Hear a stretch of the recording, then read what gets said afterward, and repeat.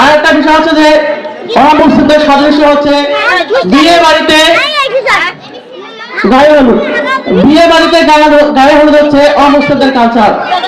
তারপর মুসলিম সমাজে বিয়ের সময় গীত বলা হচ্ছে অমুসলিমদের কালচার, অমুসলিমদের সাদৃশ্য। এরপর হচ্ছে বিয়ে বাড়িতে বক্স বাজানো, বক্স বাজিয়ে বিয়ে করা হচ্ছে অমুসলিমদের সাদৃশ্য। আপনার ছেলের বিয়ে হচ্ছে, বিয়েটা হচ্ছে পবিত্র জিনিস, এটা হচ্ছে একটা ইবাদত। বিয়ে করা হচ্ছে ফরজ, নফল, ওয়াজিব বিভিন্ন ক্ষেত্রে। অথচ আপনার মেয়ের ছেলের বিয়ে হচ্ছে, আপনি বল পাচ্ছেন, গায়ে হলুদ করতেছেন, গীত করতেছেন, এগুলো হচ্ছে পরিপূর্ণ হিন্দুদের সংস্কৃতি, অমুসলিমদের সংস্কৃতি।